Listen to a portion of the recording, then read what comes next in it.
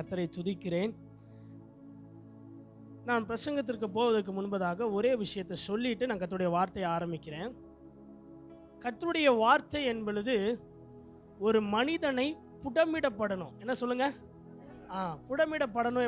எப்படின்னா, ஒரு நெல் நீங்கள் வயலில் விதைக்கிறேன்னு வைங்களேன், அதை அரிசியாக நீங்கள் எப்படி மாற்றுவீங்க? என்ன பண்ணணும்? இடிக்கணும். இடித்து ஒரு சில பேர்லாம் அடிப்பாங்க. அதை என்ன பண்ணணும்? மிஷினில் போட்டோ அல்லது அந்த காலத்துலலாம் இடித்து என்ன பண்ணுவாங்க? அரிசியாக மாற்றுவாங்க. கர்த்தருடைய அவர் வேற லெவல். அப்போ அந்த அரிசி நம்ம சாப்பிடுவதற்கான அந்த சாப்பாடு நம்ம கைக்கு வருவதற்கு முன்பதாக புடமிடப்பட்டு இடிக்கப்பட்டு அடிக்கப்பட்டு தான் என்ன பண்ணுது? நம்ம வயிற்றை நிரப்ப. கர்த்தருடைய வசனமும் அப்படிதான். கர்த்தருடைய வசனமும் நம்ம கேட்டு அதை ஏற்றுக்கொண்டு அதன்படி நடந்தாதான் அந்த வசனத்துக்கு ஒரு மதிப்பு. அல்லேலூயாவா? அதன் வகையில் மறுரூபப்படுத்தும் கர்த்தர் அப்படின்ற தலைப்பில் உங்களுக்கு 3 விஷயங்களை நான் சொல்லிக் கொடுக்க போகிறேன். மறுரூபப்படுத்தும் கர்த்தர். வாசிங்க 1 கொரிந்தியருக்கு எழுதின நிருபம் 15ஆம் அதிகாரம் 50ஆம் வசனத்திலிருந்து 52ஆம் வசனம் வரைக்கும் வாசிக்கலாம். 1 கொரிந்தியர் 15ஆம், எல்லாரும் எடுக்கணும். 1 கொரிந்தியர் 15, எல்லாம் எடுத்தாச்சா? 50ஆம் வசனத்திலிருந்து 52ஆம் வசனம் வரைக்கும். சகோதரரே, நான் சொல்லுகிறது என்னவெனில், மாம்சமும் இரத்தமும் தேவனுடைய ராஜ்யத்தை சுதந்தரிக்க மாட்டாது. அழிவுள்ளது அழியாமையை சுதந்தரிப்பது இல்லை. இதோ ஒரு ரகசியத்தை உங்களுக்கு அறிவிக்கிறேன். நாம் எல்லாரும் நித்திரை அடைவதில்லை. ஆகிலும் கடைசி எக்காலம் தொனிக்கும் போது ஒரு நிமிஷத்திலே, ஒரு இமை பொழுதிலே நாம் எல்லாரும் மறுரூபமாக்கப்படுவோம். எக்காலம் தொனிக்கும் அப்பொழுது மரித்தோர் அழிவில்லாதவர்களாய் எழுந்திருப்பார்கள். நாமும் மறுரூபமாக்கப்படுவோம். நாமும் அந்த வார்த்தை நாமும் மறுரூபம் படுவோமா? அது எப்படின்றத பிரசங்கத்தில் இப்போ கண்களை மூடி ஜெபிக்கலாமா? ஆண்டவரே என்னோடு பேசுங்கப்பா. எல்லாரும் கண்களை மூடி, ஆண்டவரே என்னோடு பேசுங்க. ஆண்டவரே, நீர் பேசுகிற தெய்வன். நீர் பேசாத கல்லோ மரமோ அல்லப்பா. நீர் பேசுகிற தேவன். என்னோடு பேசுங்கன்னு சொல்லி எல்லாரும் வாய்களை திறந்து என்னோட பேசுங்க. அந்த வார்த்தையை சொல்லுங்க இருதயத்திலிருந்து. ஆண்டவரே என்னோடு பேசுங்கப்பா. நீ எதிர்பார்த்து வந்த வார்த்தைகளை கர்த்தர் பேச போகிறார். இருதயத்தில் ஒரு எண்ணத்தோடு வந்திருக்கீங்கல்ல, என் வாழ்க்கையில் இந்த வார்த்தைக்கு ஒரு முடிவு வராதா? இந்த போராட்டத்தில் நான் இருக்கிறேன், இந்த போராட்டத்தில் கர்த்தர் எனக்கு விடுதலை கொடுக்க மாட்டாரா என்ற எதிர்பார்ப்போடு வந்திருக்கீங்களே, கர்த்தர் இன்னைக்கு அதுக்கு ஒன்று விடுதலை கொடுக்க போகிறார். அதற்கு கேள்விக்கான பதிலை கர்த்தர் இன்னைக்கு கொடுக்க போகிறார். அதற்கு இயேசு உங்களோடு பேசணும். ஆண்டவரே, திரித்துவ தேவனாய் நீர் என்னோடு பேசுங்கன்னு சொல்லி.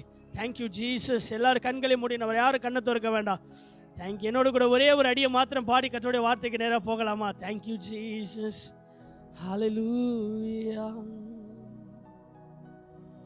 நேச பாட்டு பாட போற ஏசப்பா கூட, ஆசை பாட்டு பாட போற ஏசையா கூட, நேச பாட்டு பாட போற ஏசையா கூட, ஆசை பாட்டு பாட போற ஏசப்பா கூட.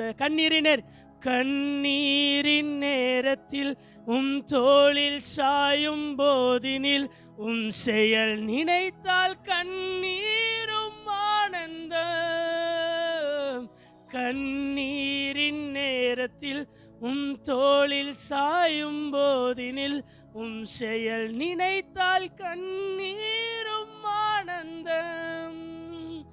உயிரின் உயிராய் என்னில் நீர் இருப்பதினால் உலகம் வெறுத்தாலும் நீர் மட்டும் போதும். அந்த வார்த்தையை பாருங்களேன். உலகம் உன்னை வெறுத்தாலும், உலகத்தில் உள்ள மனிதர்கள் உன்னை வெறுத்தாலும், எனக்கு ஏசப்பா மட்டும் போதும். இயேசு மட்டும் இந்த உலகத்தில் எனக்கு கிடைச்சாருன்னு சொன்னா, இந்த உலகத்தை நான் எதையும் செய்திருவேன். சாதிக்க முடியாததை, அசாத்தியமானதை சாத்தியமாய் மாற்றுகிற கர்த்தர் தான் நம்ம இயேசு. ஆண்டவரே என்னோடு பேசுங்கப்பா. உடைய வார்த்தைக்காக வருகிறேன். அடியனை மறைத்து வெளிப்படும். கர்த்தர் நீர் எங்களோடு பேசும். ஆசீர்வதியும் இயேசுவின் நாமத்தில் பிதாவே, ஆமென். ஒரு அல்லேலூயா. யாருக்கு தூக்கம் வரல? ஆமென். தூங்க விட மாட்டேன், கவலைப்படாதீங்க. அந்த வசனத்தில் வாசித்த அந்த வேத பகுதியில் உங்களுக்கு ஒரு ரகசியத்தை சொல்லுகிறேன் அப்படின்னு சொல்லி பவுல் ஆரம்பிக்கிறார். 51ஆம் வசனத்தில் நீங்க கவனிங்களேன். இதோ ஒரு ரகசியத்தை உங்களுக்கு அறிவிக்கிறேன். என்ன தெரியுமா? நீனும் நானும் சாவதில்லை, மறுரூபமாக்கப்படுகிறோம் அப்படின்ற வார்த்தையை பவுல் இந்த இடத்துல உபயோகிக்கிறார். நல்லா கவனிங்க. இப்ப நம்ம கடைசி காலத்துல வந்திருக்கிறோம். இனி எப்போ ஆண்டவர் வரப்போறாரு, எப்போ இந்த பூமி அழிய போகுதுன்னு எனக்கு தெரியாது. அதற்கான ஆதாரங்களை நான் பின்னாடி சொல்றேன். ஆனா பவுல் இந்த இடத்துல என்ன சொல்றாரு அப்படின்னா, நீயும் நானும் மரிப்பதில்லை, நாம் மறுரூபமாக்கப்படுகிறோம் அப்படின்ற வார்த்தையை சொல்றாரு. வேதத்துல எக்காலம் தொனிக்கும் பொழுது மரித்தோர் முதலாவது எழுந்திருப்பார்கள். அழிவில்லாத சரீரம், அழிவுள்ள சரீரம் எப்படியா மாறுமா? அழிவில்லாத சரீரமாய் மறுரூபம். அந்த மறுரூபம் எப்படி நடக்கும்? இந்த சரீரம் எப்படி அழியுமா அழியாதா? இந்த சரீரம் அழியும் தானே. ஆனா இந்த சரீரம் அழியாமையை தரித்து கொள்ளும் அப்படின்னு சொல்லி பவுல் சொல்றாரு. இது எப்படி சாத்தியம்? ஆல்ரெடி மரித்து போன சரீரங்களும் எப்படிதான் மாறப்போகுது? அழியாத சரீரங்களா மாறப்போகுது. ஒரு மனிதன் மரித்து போனான்னு சொன்னா மிஞ்சி போனாலும் ஒரு மாசத்துல அந்த சரீரம் எப்படி ஆயிரும்? அழுகிரும், அது வீணா போயிடும். ஆனா அப்படிப்பட்ட சரீரங்களையும் கர்த்தர் எப்படி மாத்துறாராம்? அழிவில்லாத சரீரமாய் மறுரூபப்படுத்துகிறார். மறுரூபம் என்பது என்ன தெரியுமா? உன்னுடைய இருதயம் இருக்கும் பாருங்க, நம்முடைய சரீரம் இருக்கும் பாருங்க. இந்த சரீரம், இது அழிந்து போகிற சரீரத்தை கர்த்தர் அழியா சரீரமா என்ன பண்றாருன்னா மறுரூபப்படுத்துற. அதுக்கு ஒரே ரீசன் என்ன அப்படின்னா, இயேசுவாங்குள்ள இருக்கணும். இயேசுவா இருதயத்துல இருந்தா மட்டும்தான் இந்த சரீரம் மறுரூபப்படும். இல்லைன்னா மறுரூபப்படவே படாது. அப்போ ஆண்டவர் சொல்லிட்டாரு, நான் எக்காலம் தொனிக்கும் பொழுது நம்ம எல்லாரும் மறுரூபமாக்கப்படுவோம். பரலோகத்துக்கு போவோமா? அலையிலவே காணோம். நிச்சயமா போயிடுவோம்ல. அப்புறம் ஆலயத்துக்கு வந்து 21 நாள் ஃபாஸ்டிங் ப்ரேயர்லாம் உக்காந்து, ஆண்டவரே என்னை பரலோகத்துக்கு கூட்டிட்டு போலியா அப்படின்னா அப்புறம் ஆண்டவர் கேட்பாரு, உன் இருதயம் மறுரூபப்படலையே. அப்போ இந்த உலகத்துல நம்ம சரீரம் ஆகட்டும், நம்ம இருதயம் ஆகட்டும் மறுரூபப்படணும் அப்படின்னா நம்ம என்ன செய்யணும்? அதை தான் இன்னைக்கு நான் 3 விஷயங்களை காட்டி கொடுக்க போகிறேன். நம்பர் ஒன், அன்பில் மறுரூபப்படுங்கள். நம்பர் 1, அன்பில் மறுரூபப்படுங்கள். வாசிங்களேன். வெளிப்படுத்தின விசேஷம் 2ஆம் அதிகாரம், வெளிப்படுத்தல் 2ஆம் அதிகாரம் 3ஆம் வசனமும் 4ஆம் வசனமும் வாசிக்கலாம். நீ சகித்து கொண்டிருக்கிறதையும் பொறுமையாய் இருக்கிறதையும் என் நாமத்தின் நிமித்தம் இளைப்படையாமல் பிரயாசப்பட்டதையும் அறிந்திருக்கிறேன். ஆனாலும் நீ ஆதியில் கொண்டிருந்த அன்பை விட்டாய் என்று உன் பேரில் எனக்கு குறை உண்டு. நீ எப்ப வச்சிருந்த அன்பை விட்டுட்ட? நான் ரட்சிக்கப்பட்டு 10 வருஷம் ஆச்சுன்றவங்க கை தூங்க. அல்லேலூயா. அம்மாக்களை கர்த்தர் ஆசீர்வதிப்பாராங்க. 5 வருஷம், 2 வருஷம், 1 வருஷம். அப்ப நம்மளாம் ரட்சிக்கப்பட்டிருக்கோமா இல்லையா? தைரியமா சொல்லுங்களேன். என்ன டவுட்டா பாக்குறீங்க? நாம ரட்சிக்கப்பட்ட ஆரம்ப காலத்துல சபைக்கு வந்தோம் பாருங்க. நமக்கு சபைக்கு வந்த புதுசுல இயேசுவுக்கும் உனக்கும் இருக்கிற அந்த அன்பின் உறவு, அந்த அன்பின் உறவில் இப்போ நீங்க இருக்கிறீங்களா? ஐயா கை தூக்கிட்டாரு. நான் இப்பவும் இருக்கிறேன். சொல்லுங்க, அந்த அன்பின் உறவில் நீங்க இப்போ இருக்கிறீங்களா? அதுதான் மறுரூபப்படணும். அதுதான் மறுரூபப்படணும். வேதத்துல எபேசு சபைக்கு என்ன தெரியுமா சொல்றாரு யோவான்? நீ எல்லா விஷயத்திலும் கரெக்டா இருக்கப்பா, நீ எல்லாத்தையும் சகித்து போற, உங்ககிட்ட எல்லா மேன்மையான விஷயங்கள் இருக்குது. ஆனா உன் பேரில் குறை உள்ள ஒரு விஷயம் என்ன அப்படின்னா, நீ ஆதியில் கொண்டிருந்த அன்பை விட்டுட்ட. உன் பேர்ல ஒரு குறை இருக்குன்னா, ஆதியில நீ கொண்டிருந்த அன்பை என்ன பண்ணிட்ட? விட்டுட்ட. அதனால உன் பேர்ல எனக்கு ஒரு குறை இருக்கு. அந்த அன்பில் மறுபடியும் என்ன பண்ணு? பூரணப்படும், மறுரூபப்படு. அந்த அன்புக்கு மறுபடியும் திரும்பு. ஆதியில கொண்டிருந்த அந்த அன்புக்கு போ. அப்பதான் ஏசப்பா கிட்ட நீ மறுரூபப்பட முடியும். அந்த அன்பில் மறுரூபப்படணும் அப்படின்னா ஒரே ஒரு விஷயத்தை நான் உங்களுக்கு உதாரணமா காட்டி கொடுக்கிறேனே. நம்ம மத்தேயு எழுதின சுவிசேஷத்துல பாத்தீங்க அப்படின்னா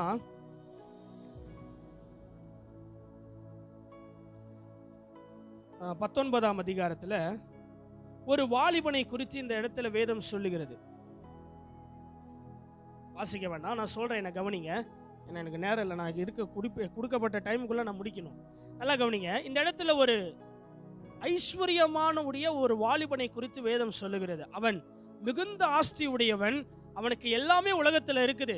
ஆனால் என்ன இல்லை அப்படின்னா, இயேசுவின் இடத்துல ஒன்று கேட்குறான், நான் உண்மை என்ன பண்ணணும், பின்பற்றணும், எனக்கு அதுக்கான ஒரு வழி என்ன பண்ணுங்க ஆண்டவரே, காட்டி கொடுங்கன்னு சொல்லி கேட்குறாரு. 19-16 வசனத்திலிருந்து 22 வசனம் வரைக்கும் அந்த சம்பவம் இருக்கு. அப்போ ஆண்டவர் என்ன சொல்றாரு அப்படின்னா, கட்டளைகளை கற்பனைகளை எல்லாம் கைக்கொள்ள அப்படின்னு சொல்லும் பொழுது, இதெல்லாம் நான் எப்பத்திலிருந்து கடைபிடித்து வரேன். அந்த வார்த்தை அண்டர்லைன் பண்ணிக்கணும். எப்பத்திலிருந்து? சிறு வயது முதல் நான் இதை கடைபிடிக்கிறேன். ஆனாலும் அவன் பேர்ல ஒரு குறை இருக்கு. என்ன தெரியுமா? அவன் மிகுந்த ஆஸ்தி உடையவனா இருந்தான். ஆண்டவர் சொன்னார், உன் ஆஸ்திகளை விற்று ஏழைகளுக்கு கொடுத்து என்னை பின்பற்றி வா அப்படின்னு சொன்ன உடனே வேதத்திலே துக்கமுகமாய் போன ஒரே மனிதன் இந்த வாலிபன் தான். அவன் துக்கமுகமாய் திரும்பி போனான். காரணம் என்ன? அவன் ஆஸ்தி உடையவன். அப்போ பணம், ஆஸ்தி, பதவி அப்படின்ற ஒரு விஷயம் இயேசுவின் அன்புக்குள் அவனை பூரணப்படாமல் என்ன பண்ணிருச்சு? இயேசுவை விட்டு பிரிச்சிருச்சு. அவனுடைய அன்பு, அவனுடைய பாசம், அவனுடைய அக்கறை எல்லாமே எதன் மேல இருந்துச்சு அப்படின்னா, அந்த பணத்தின் மேலதான் இருந்தது, அந்த ஆஸ்தியின் மேலதான் இருந்துச்சு. அதனாலதான் கர்த்தர் சொன்னார், ஐஸ்வர்யவான் பரலோக ராஜ்யத்துக்குள் பிரவேசிப்பது மிக மிக என்னது? கடினம். நம்மளாம் பாக்கியவான்கள். என்ன கர்த்தர் அன்றன்றைக்கான ஆகாரத்தை என்ன பண்றாரு? போஷிக்கிறாரு. அந்த விஷயத்துல நம்ம தப்பிச்சிடலாம்.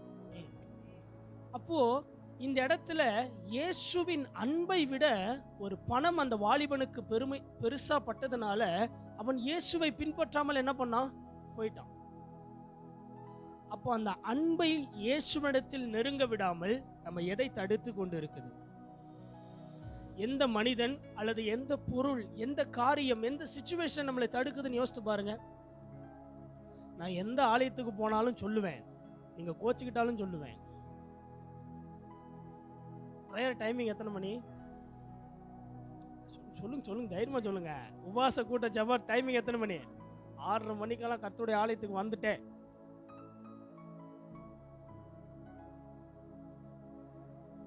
ஏன் நம்மளால முடியல? ஏதோ ஒரு தடையோ அல்லது ஏதோ ஒரு விஷயம் நம்மளை தடை பண்ணுது பாத்தீங்களா? அல்லது ஏதோ வண்டி ரிப்பேரோ, இல்லை நான் உங்களை சமாளிக்கிறதுக்காக சொல்றேன், கேட்டுக்கோங்க. வண்டி ரிப்பேரோ, வீட்டில் ஏதாவது ஒரு வேலையோ அல்லது ஏதாவது ஒரு விஷயங்கள் நம்மளை என்ன பண்ணுது? ஆலயத்திற்கு வரவிடாமல் தடை பண்ணுது. நம்ம 21 நாளும் போகணும்னு நினைச்சிருப்போம். ஏதாவது ஒரு நாள் நம்ம என்ன ஆகும்? மிஸ் ஆகும். ஐயோ இன்னைக்கு போகலையே, பாஸ்டர் தான் லைவ் யூடியூப்ல போட்டுறாரு, நம்ம அங்க பார்த்துக்கலாம். அதெல்லாம் கொரோனா டைம்ல கொண்டு வந்தாங்க. ஆனா அது வார்த்தைகள் ரொம்ப யூஸ்ஃபுல்லா இருக்கு. நமக்கு இல்லை, வெளி உலகத்துக்கு. இப்போ நாங்களாம் சேலத்தில் இருக்கிறோம், வந்து பார்க்க முடியல, எங்களுக்கு இந்த வார்த்தை யூஸ்ஃபுல்லாக இருக்கு. நாங்கள் அதை கேட்கும் பொழுதெல்லாம் எங்களுக்கு ரொம்ப யூஸ்ஃபுல்லாக இருக்கு. அப்போ நம்ம இந்த ஆலயத்தின் ஐக்கியத்தில், அந்த அன்பில் பூரணப்படுகிற விஷயத்தில் ஆலயத்திற்குள்ள வந்தாதான் அந்த பிரசன்னத்தை உணர முடியும், அந்த மகிமைக்குள் நம்ம போக முடியும். தேவனுக்கு கொடுக்கிற நேரம், கர்த்தர் சமூகத்தை நான் லாஸ்ட் டைம் வந்தப்போ சொன்னேன் உங்களுக்கு, அவருக்கு கொடுக்கிற நேரத்தில் நம்ம தவறாம இருந்தோம் அப்படின்னா நமக்கு கொடுக்கிற விஷயத்துல அவர் தவற மாட்டார். உங்களுக்கு ஞாபகம் இருக்கா என்னன்னு தெரியல, ஆனா எனக்கு ஞாபகம் இருக்கு. நான் இப்பவுமே அந்த மெசேஜ் எழுதி வச்சிருக்கிறேன். நாம கர்த்தருக்கு கொடுக்கிற நேரத்துல கரெக்டா இருந்தா அவர் நமக்கு கொடுக்கிற விஷயத்துல எப்படி இருப்பாரு? கரெக்டா இருப்பாரு. நம்ம தவறணும் அப்படின்னா அவரு ஒரு 2 மணி நேரம் வெயிட் பண்ணு, ஒரு 2 நாள் வெயிட் பண்ணு, ஒரு 5 நிமிஷம் லேட் ஆயிட்டு 5 நிமிஷம் வெயிட் பண்ணு. அன்பில் பூரணப்படு. ஆதியில் கொண்டிருந்த அன்பை விடாத, ஆதியில கொண்டிருந்த அன்பை பிடிச்சுக்கொள். அழகா ஒரு வசனத்தை வாசித்தாரு பிரேயர் நடத்தும் பொழுது. எல்லா விஷயத்தை தாண்டிலும் எது மேலாய் நிற்கிறது அப்படின்னா அன்புதான். 1 கொரிந்தியர் 13ஆம் அதிகாரத்தை நீங்க வாசித்து பாருங்கள். விசுவாசம், நம்பிக்கை, அந்நிய பாஷை, தேவனோடு பேசுகிற அந்த வார்த்தை தாண்டி கர்த்தர் எது பெரியதுன்னு சொல்றாரு? அன்பு. அந்த அன்பில் மறுரூபப்படுங்கள் சொல்லிதான் ஆண்டவர் என்ன பண்ணார்? 10 கட்டளைக்கு மாறாய் 2 கட்டளை கொடுத்தார். உன்னை நீ நேசிக்கிறது போல பிறனையும், என்னை நீ நேசிக்கிறது போல என்ன பண்ண பிறனையும். அப்ப இயேசுவை நம்ம நேசிக்கல அப்படின்னா இன்னொரு மனிதனை நம்ம என்ன பண்ண முடியாது. நம்ம பக்கத்து வீட்டு சண்டை, சொந்தக்காரங்க இடத்துல சண்டை, உற்றார் உறவினர் இடத்துல சண்டை, நம்ம நாளைக்கு மூஞ்ச பார்த்தா நீ என்ன அப்படி பேசணல்ல, அந்த விஷயம் தான் நமக்கு என்ன பண்ணுது, மனசுல வருது. அப்ப அந்த இடத்துல என்ன அன்பு இல்லைன்னா தெய்வீக அன்பு இல்லை. நம்ம எப்படி இயேசுவோடு அன்பா இருக்கிறோமோ மற்ற மனிதனுக்கும் நம்ம முகத்துல பார்த்தா அன்பு தெரியணும். வந்துட்டாங்கடா, அந்த வம்பு வரக்கூடாது. ஆதியில் கொண்டிருந்த அந்த அன்பு, உன் பேர்ல ஒரு குறை இருக்கு அப்படின்னு சொன்னா நீ ஆதியில் கொண்டிருந்த அந்த அன்பை என்ன பண்ணிட்ட, விட்டுட்ட. மறுபடியும் திரும்பு, ஆதியில கொண்டிருந்த அந்த அன்புக்கு திரும்பு. இயேசு விட்டு எவ்வளவு தூரம் போயிருக்கன்றதை யோசித்து பாருங்க. இன்னைக்கு 21 நாள் உபவாச பிரேயர் இருக்கு, இன்னைக்கு வந்திருக்கிறோம். ஒருவேளை இந்த ஜெப டைமிங் இல்லை அப்படின்னா இந்த நேரத்தில் நம்ம என்ன பண்ணிட்டு இருப்போம்? இயேசுவுக்கு நீ எந்த நேரத்தை கொடுக்கிற? இயேசுப்பாவின் சமூகத்தில் நீ எவ்வளவு செலவழிக்கிற? அந்த அன்பு தான் உன்னையும் என்னையும் இயேசுப்பாவிடத்துல நெருங்க உதவி செய்யும். நம்ம மனுஷனிடத்துல அன்பு காட்டலன்னு வைங்களேன், நம்ம இயேசு, நீங்க கிறிஸ்தவன் அப்படின்ற சாட்சி என்ன தெரியுமா? நீ மற்ற இடத்துல காட்டுற அந்த அன்பு தான். நீ பேசுகிற அந்த வார்த்தை, நீ நடந்து கொள்ளுகிற அந்த சுபாவம் தான் நீ கர்த்தருடைய பிள்ளை என்பதை காட்டி கொடுக்கும். நம்ம கோவப்பட்டு முறைச்சி சண்டை போட்டு இருந்தோம் அப்படின்னா நமக்குள்ள இயேசுவை எப்படி மற்ற ஜனங்கள் பார்ப்பாங்க சொல்லுங்க? நாங்கள் ஒரு சம்பவத்தை சொல்கிறேனே. பைபிள் காலேஜ் படிக்கிறப்போ, நான் செகண்ட் இயர் படிக்கிறப்போ வியாழக்கிழமை ஆனால் எங்களை வந்து என்ன பண்ணுவாங்க அப்படின்னா அவுட்டிங் விடுவாங்க. வியாழக்கிழமை ஒரு 2 மணி நேரம் நாங்கள் என்ன பண்ணுவோம், கடைக்கு போயிட்டு எங்களுக்கு தேவையான திங்ஸ்லாம் வாங்கிட்டு வருவோம். நான் கர்த்தருக்கு கிருபையாக சொல்கிறேன், பெருமைக்காக அல்ல. நாங்கள் ஒரு நாள் என்ன பண்ணோம் அப்படின்னா, எனக்கு வந்து அடுத்த நாள் கர்த்தருடைய வார்த்தையை கொடுக்க வேண்டியது இருந்ததுனால நான் ஜெபத்தில் இருந்தேன். தேவ சமூகத்தில் ஜெபம் பண்ணிட்டு என்ன பண்ணேன் அப்படின்னா, கொஞ்சம் திங்ஸ் வாங்கும்படியாக என்ன பண்ணேன், வெளியே போனேன். வெளியே போகும் ரெகுலராக போகிற அதே கடைக்கு தான் போனோம், அதே கடைக்கு தான் டீ குடிக்க போனோம். ஆனால் அந்த இடத்துக்கு போன உடனே அந்த கடைக்காரர் எங்களை பார்த்து கேட்டார், தம்பி என்ன உங்கள் முகம் ரொம்ப பிரகாசமாக இருக்குது, ரொம்ப வித்தியாசமாக இருக்கே அப்படின்ற ஒரு வார்த்தை கேட்டார். இல்லையாண்ணே, நாங்கள் நார்மலாக இருக்கிற மாதிரி தான் வரும். அப்போது எப்போவுமே பார்க்குற அந்த முகத்தில் ஒரு பிரகாசத்தை பார்த்ததின் காரணம் என்ன? அவர் சொல்லுங்க, கடை தான் சொல்றீங்க, எங்க? அந்த சமூகம் தான். அவருடைய சமூகத்தில், அவருடைய அன்பில் நான் செலவழிக்கிற அந்த நேரம் தான் என்னை வேறு மனிதனாய் அவங்க இடத்துல என்ன பண்ணிருக்கு, காட்டியிருக்கு. நம்ம முகம் அப்படி மாறி இருக்கா? இல்ல பாஸ்டர், ஊக்க முகத்தோட வந்திருக்கேன் பாஸ்டர். இயேசுவின் அன்பு உன் இருதயத்தில் இருந்துச்சுன்னு வைங்களேன், நம்ம நம்மளாவே இருக்க மாட்டோம். நம்ம முகத்துல இயேசுவை பார்க்கலாம், நம்ம முகத்துல இயேசுவின் பிரதிபலிப்பை பார்க்கலாம், அவருடைய பிரசன்னத்தை பார்க்கலாம், அவருடைய மகிமையை உணர வைக்கலாம். ஆலயத்துக்குள்ள வந்த உடனே நான் ஆலயத்துக்குள்ள வந்த உடனே எனக்கு வந்து என்னை ஆக்சுவலி வர்ஷிப் பண்ண சொல்லுவாருன்னு எனக்கு தெரியாது. உண்மையாகவே நான் அந்த மைண்ட் கான்செப்டில் வரவே இல்லை. ஆனால் எங்கே போனாலும் கர்த்தர் அதை பயன்படுத்தாருன்னு வச்சுக்கோங்களேன். பாஸ்டர் சொன்ன உடனே மெசேஜ் ப்ரிப்பேர் பண்ணிட்டு வந்துருங்கன்னாரு. ஆக்சுவலாக நான் இன்றைக்கி மட்டும்தான் ப்ரிப்பேர் பண்ணிட்டு வந்தேன். ஆனால் அவர் என்னை வந்து 3 நாள் இருங்கன்ட்டார். நாளைக்கு காலையிலும் இருங்க, சாயந்தரமும் வர்ஷிப் பண்ணிட்டு போங்க அப்படின்ட்டாரு. சரி ஓகே ஆண்டவரே அப்படி. ஆனால் வந்து நான் மைக்கை பிடிச்சி வர்ஷிப் பண்ண ஆரம்பிக்கும் பொழுது கர்த்தர் நிறைய விஷயங்களை உள்ளத்தில் பேசினார். என்ன தெரியுமா? அந்த அன்புக்கு இடம் கொடுக்காம நிறைய பேர் கடின இருதயத்தோடு இருக்கிறீங்க. ரொம்ப வருத்தப்பட்டேன். கர்த்தருடைய பலிபீடத்திலேருந்து சொல்கிறேன். மேக்ஸிமம் சொல்ல மாட்டேன், அவர் சொன்னதுனால சொல்கிறேன். நம்ம இருதயம் ரொம்ப கடினப்படுது பாருங்க. ஏதோ ஒரு அன்புக்கு இயேசுவிடத்தில் இடம் கொடுக்கல. ஏதோ மனிதன் இடத்துல, உன்னுடைய குடும்பத்துல, உன்னுடைய நண்பர்கள் இடத்துல, வேலை செய்கிற ஸ்தலங்கள்ல உன் இருதயம் கடினப்படுத்திட்டு இருக்க பாரு. அந்த கடின இருதயம் உன்னை கர்த்தருக்குள்ள விடவே விடாது. அவருடைய அன்பு மட்டும்தான் எல்லாத்தையும் சரி செய்யும். அந்த அன்புக்குள்ள வா. நீ ஆலயத்துக்கு வந்து அந்த ஆரம்பத்தில், ஆண்டவரே எனக்கு இந்த பிரச்சனை இருக்கு, எனக்கு இது விடுதலை கொடுங்க, நான் உங்க சமூகத்தை தேடி வரேன்னு வந்தீங்கல்ல, ஆரம்பத்தில் கொண்டிருந்த அந்த இயேசுவின் அன்பு எங்க? அப்பா மேல வச்சிருந்த அந்த பாசம் எங்க? அப்பா மேல வச்சிருந்த அந்த நேசம் எங்க? காணாம போச்சு. காரணம் உலகம். ஏதோ ஒரு கடின இருதயம், ஏதோ ஒரு பகை, ஏதோ ஒரு விரோதம், மனிதனுக்கு விரோதமாய், குடும்பத்திற்கு விரோதமாய், அல்லது உற்றார் உறவினர்களுக்கு விரோதமாய், நண்பர்களுக்கு விரோதமாய், வேலை செய்கிற ஸ்தலங்களுக்கு விரோதமாய், அந்த விரோதம், அந்த பகை, அந்த கடின இருதயம் இயேசுவின் அன்புக்குள்ள நெருங்க விடாமல் உன்னை தவித்து கொண்டிருக்குது. அதை விட்டு வெளியே வா. ஆரம்பத்தில் கொண்டிருந்த அந்த அன்புக்கு திரும்பு. இயேசுவின் ஆரம்பத்தில் நீ கொண்டிருந்த அந்த அன்பு, அந்த நேரம், இயேசுவிடத்துல செலவழிக்கிற அந்த அனுபவத்துக்கு மறுபடியும் திரும்புங்க. கர்த்தர் உன்னை மறுரூபப்படுத்துவார். அல்லேலூயா. கர்த்தர் உன்னை வருகைக்கு மறுரூபப்படுத்துவார். எதிர்பார்க்காத ஆசீர்வாதத்தினால் கர்த்தர் உன்னை நிரப்புவார். எபேசு சபைக்கு சொன்ன ஒரே குறைவு என்ன தெரியுமா? நீ ஆதியில கொண்டிருந்த அன்பை விட்டுட்ட, அந்த அன்புக்கு மறுபடியும் திரும்பு, கர்த்தர் உன்னை தூக்கி எடுப்பார். அல்லேலூயா. ஆதியில் கொண்டிருந்த அன்பை விட்டா என்று உன் பேரில் எனக்கு குறை உண்டு, அந்த அன்புக்கு திரும்ப. நம்பர் 2, இரண்டாவது, உறவில் மறுரூபமாகுங்கள். நம்பர் 2, உறவில் மறுரூபப்படுங்கள். வாசிங்க யோவான் எழுதின சுவிசேஷம் 15ஆம் அதிகாரம் 2ஆம் வசனத்திலிருந்து வாசிங்க. என்னில் கனி கொடாது இருக்கிற கொடி எதுவோ, அந்த வார்த்தையை நல்லா கவனிங்க. என்னில் கனி கொடாதிருக்கிற கொடி எதுவோ, கொடி எது, மரம் சொல்லல, கொடி எதுவோ அதை அவர் அறுத்து போடுகிறார். யாரு அதை யார் அறுத்து போடுறாரு? அதை கர்த்தர் அறுத்து போடுறார். எதை? கொடிய. ஞாபகம் வச்சுக்கோங்க, கொடி மரம் என்னன்றதை சொல்றேன். வாசிங்க. கனி கொடுக்கிற கொடி எதுவோ, கனி கொடுக்கிற கொடி எதுவோ அது அதிக கனிகளை கொடுக்கும்படி, அது கனி கொடுக்கும்படி விடல, அது அநேக கனி கொடுக்கும்படி அதை சுத்தம் பண்ணுகிறார். அதை என்ன பண்றாராம்? சுத்தம் பண்ணுகிறார். வாசிங்க. நான் உங்களுக்கு சொன்ன உபதேசத்தினாலே நீங்கள் இப்பொழுதே சுத்தமாய் இருக்கிறீர்கள். என்னில் நிலைத்திருங்கள், நானும் உங்களில் நிலைத்திருப்பேன். போதும், நிறுத்துங்க. நீங்க யாரில் நிலைத்திருக்கணும்?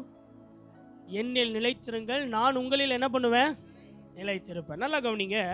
ஒரு மரம், ஒரு மரத்துல, ஒரு மரத்துக்கு என்ன அழகு சொல்லுங்க?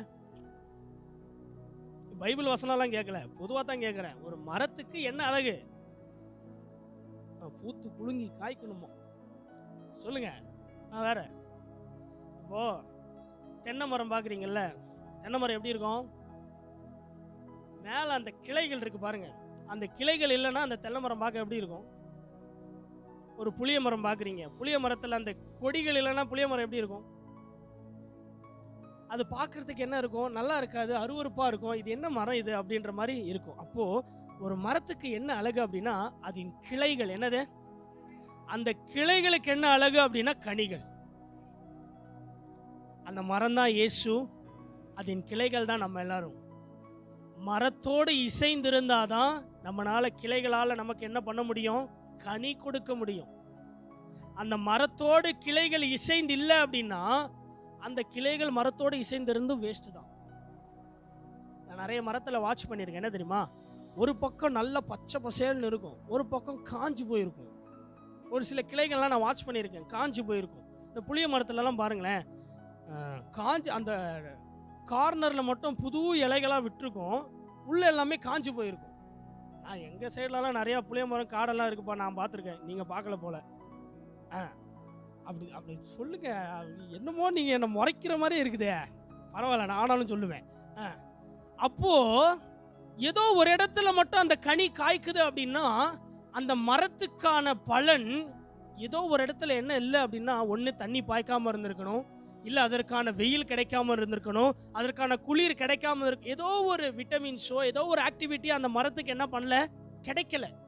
அதனால என்ன பண்ண முடியல அப்படின்னா கனி கொடுக்க முடியல. அதே தான் கிறிஸ்துவின் வாழ்க்கையிலும். இயேசுவோடு நீ உறவில் இருக்கணும் அப்படின்னா அந்த மரத்தோடு கிளைகளாய் நம்ம என்ன பண்ணணும்? இசைந்து இருக்கணும்.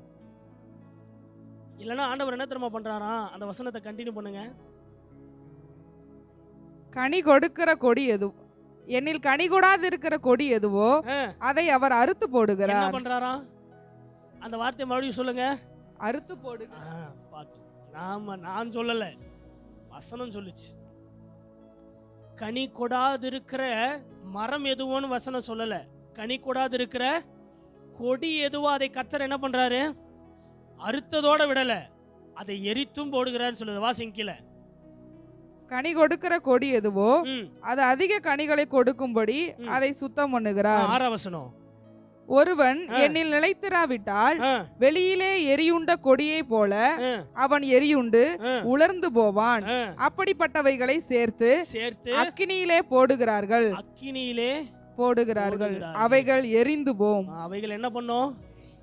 அவர் அறுத்து போடுகிறதோட விடல, எரித்தும் போடுகிறார். எதனால? நிலைத்திராதவனால. நமக்கும் இயேசுவுக்கும் இருக்கிற அந்த உறவுல நம்ம நிலைக்காததுனால அந்த உறவை கர்த்தர் என்ன பண்றாரு? அறுத்து போடுகிறார். அறுத்து போடுகிறது மாத்திரமல்ல, அந்த உறவிலிருந்து உன்னை எரிச்சும் போடுகிறார். உறவுக்கு நம்ம எப்படி மறுரூபப்படுத்தணும்? இயேசுவோடு அந்த உறவுல நம்ம எப்படி வளரணும்? பர்த்திமேயு குருடனை பத்தி அழகா ஒரு வசனம் வரும், வாசிங்களா அந்த வசனத்தை மாத்திரம். மார்க் எழுதின சுவிசேஷம் 10ஆம் அதிகாரம் கடைசி வசனத்தை வாசிங்க. மார்க் 10:52. இயேசு அவனை நோக்கி, நீ போகலாம், உன் விசுவாசம் உன்னை ரட்சித்தது என்றார். உடனே அவன் பார்வையடைந்து வழியிலே, அந்த வசனத்தை அந்த வார்த்தையை மட்டும் அண்டர்லைன் பண்ணுங்க, வழியிலே இயேசுவுக்கு பின் சென்றான். யாருக்கு பின் சென்றாங்க? இயேசுவுக்கு. அந்த வார்த்தையை மட்டும் அண்டர்லைன் பண்ணிங்க, ரொம்ப முக்கியமான வார்த்தை. அவன் இயேசுவிடத்துல வந்ததுக்கான நோக்கம் என்ன அப்படின்னா, நான் பார்வையடைய வேண்டும். ஆண்டவரே, எனக்கு கண்ணு தெரியல, எனக்கு என்ன பண்ணுங்க, சுகத்தை கொடுங்க, எனக்கு பார்வை வேணும்னு சொல்லி இயேசுவிடத்துல கேட்டு வந்தான். கர்த்தர் என்ன தெரியுமா பண்ணாரு? அவன் பழைய வாழ்க்கையை, அவன் வச்சிருந்த அந்த பிச்சை எடுக்கிற அந்த தட்டையாகட்டும், அவன் மேல் போட்டிருந்த அந்த ஷாலை எல்லாத்தையும் தூக்கி எரிந்து விட்டு கர்த்தர் சமூகத்துக்கு போனான். அதனால தான் கர்த்தர் சொன்னாரு, உன் விசுவாசம் உன்னை ரட்சித்தது. அவன் நினைக்கல, எனக்கு சுகம் கிடைக்கலன்னா மறுபடியும் நான் பழைய வாழ்க்கைக்கு போயிடுவேன், அதனால அந்த பொருட்கள் எனக்கு தேவைப்படும் சொல்லி அவன் நினைக்கல. அவன் பழைய வாழ்க்கையை ஒழித்து விட்டு இனி என்னுடைய வாழ்க்கை இன்னொரு உறவுக்குள் போக போகுதுன்னு நினைச்சு அவன் இயேசுவிடத்துல போனா, சுகம் கொடுத்த உடனே அவன் சந்தோஷமா தன் வாழ்க்கையை பார்த்து போயிருக்கலாம். அவன் என்ன தெரியுமா செய்தான்? அதை வாசிங்க. வழியிலே, இயேசு வழியிலே தான் போனார். இயேசு பிரசங்கம் பண்ணி கொண்டே போனார். அதே வழியில யாருக்கு பின் சென்று போனான்? இயேசுவுக்கு பின் சென்று போனான். வேத வல்லுநர்கள் சொல்றாங்க, பிற்காலத்துல இவன் வல்லமையாய் ஊழியம் செய்தானாம். பர்த்திமேயு குருடன் கர்த்தருக்காக வல்லமையாய் ஊழியம் செய்தான் சொல்லி வேத வல்லுநர்கள் எழுதி வைத்திருக்கிறாங்க. இது எப்படி அவனால முடிஞ்சிச்சுன்னா, கர்த்தர் அவனுக்கு ஒரு சுகத்தை கொடுத்தாரு, கர்த்தர் அவனுக்கு ஒரு புதிய வாழ்க்கையை கொடுத்தாரு, அதை அவன் பயன்படுத்தி கொண்டான். அந்த உறவை பயன்படுத்தி கொண்டான். இயேசு கொடுத்த அந்த சுகத்தை பயன்படுத்தி கொண்டான். இயேசு கொடுத்த அந்த உறவுல அதிகமாய் ஊற ஆரம்பித்தான். நானும் உபவாசம் போட்டு ஜெபம் பண்ணேன்னு வைங்களேன், ஒரு 2 நாளோ 3 நாளோ உபவாசம் போட்டு நம்ம ஜெபம் பண்றோம்னு வைங்களேன், ஒரு வாட்டி கண்களை மூடி ஏசப்பா இடத்துல ஜெபம் பண்ண ஆரம்பிங்களேன், டங்ஸ் பேச ஆரம்பிங்களேன், அபிஷேகத்துல நிரம்ப ஆரம்பிங்களேன், உங்களுக்கு அதை நிறுத்தவே முடியாது. அப்பாவின் உறவுக்குள்ள போய்கொண்டே இருக்க தோணும். அப்பாவின் நேசத்துல ஊற ஆரம்பிக்க தோணும். அவரோடு பேச பேச பேச நாட்கள் போவதே தெரியாது. அதுதான் இயேசுவுக்கும் நமக்கும் இருக்கிற அந்த உறவு.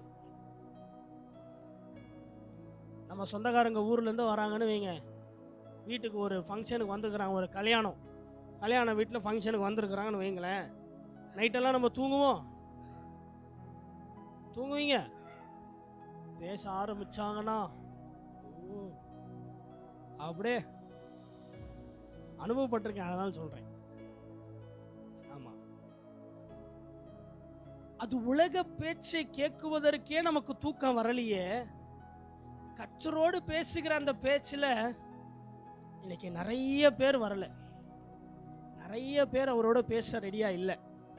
இன்னைக்கான கிறிஸ்தவம் எப்படி இருக்கு தெரியுமா? உண்மையா நீங்களா பாக்கியவான்கள், வெளியில சொல்றேன், உங்களை சொல்லலை. இன்னைக்கான கிறிஸ்தவம் எப்படி இருக்கு தெரியுமா? நீ கிறிஸ்டினா? ஆமா, நான் சண்டே சர்ச்சுக்கு போறேன். நீ கர்த்தருடைய பிள்ளையா? ஆமா, நான் சண்டே சர்ச்சுக்கு போறேன். எதனால நீ கர்த்தருடைய பிள்ளை? எதனால? சர்ச்சுக்கு வந்துட்டோம் அப்படின்னா நம்ம கர்த்தருடைய பிள்ளையா மாறிடுவோமா? சத்தியம் அழிந்து கொண்டிருக்கிற காலத்துல இருக்கிறோம். உங்களுக்கு ஒரு விஷயம் தெரியுமா? சொல்றேன் கேளுங்க. ரீசெண்டா வந்து அமெரிக்கா தேசத்துல ஒரு தீ பற்றுச்சு தெரியுமா? நியூஸ்ல பாக்குற பழக்கம் இருக்குல்ல? எங்க அதான் லாஸ் ஏஞ்சல் அப்படின்ற ஒரு இடத்துல வந்து காட்டு தீ பற்றி கொண்டதுன்னு சொன்னாங்க. கிட்டத்தட்ட எத்தனை நாள் அது எரிஞ்சிச்சு சொல்லுங்க? ஒரு மாசத்துக்கு மேல. எத்தனை மாசத்துக்கு மேல? எல்லா டெக்னாலஜி வச்சிருக்கிற அந்த அமெரிக்கா, தீயணைப்பு துறையை வைத்திருக்கிற அந்த அமெரிக்கா, உலக நாடுகளில் அதிக பணக்காரர்கள் வாழ்கிற அந்த லாஸ் ஏஞ்சல்ஸ் பட்டணத்துல அவங்க நினைச்சாங்கன்னா கோடிக்கணக்கான பில்லியன் கணக்கான காசை வைத்திருக்க அவங்களால அவனுடைய வீட்டை காப்பாற்ற முடியவில்லை. ஏன்?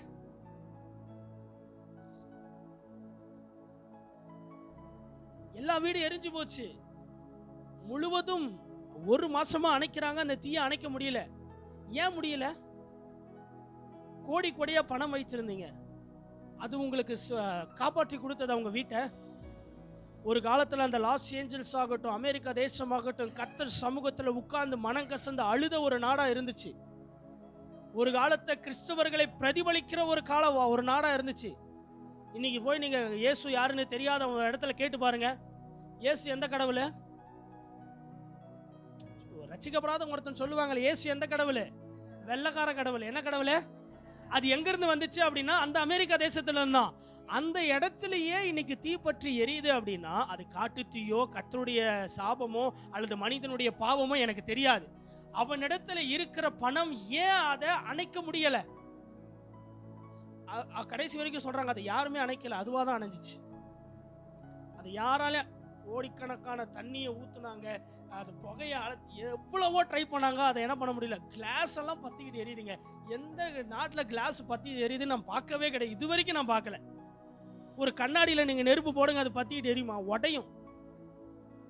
கோபுரம் மாதிரி கட்டி இருக்கிற அந்த கண்ணாடி எல்லாமே எரியுது. அவனுடைய நேசம், அவனுடைய பாசம். இந்த நடந்த சம்பவத்துக்கு ஒரு 2 நாளைக்கு முன்னாடி ஒரு மீட்டிங் ஒன்று நடந்துச்சு அமெரிக்கா தேசத்தில். நீங்கள் நியூஸில் பார்த்துருப்பீங்களா எனக்கு தெரியாது, நான் சொல்கிறேன். ஒரு மீட்டிங் போட்டு என்ன பண்ணாங்க அப்படின்னா, இந்த பாலிவுட்டு, ஹாலிவுட்டு, சினிமாவில் பிரபலமான எல்லாருமே கூடி என்ன எல்லாருமே கிறிஸ்டியன்ஸ் தான். எல்லாருமே கிறிஸ்டியன்ஸ் தான். யாரும் வெளி உலகத்தை ஹிந்துவோ அப்படிலாம் கிடையாது, எல்லாரும் கிறிஸ்டியன்ஸ் தான். கூடி ஒரு மீட்டிங் போட்டாங்க.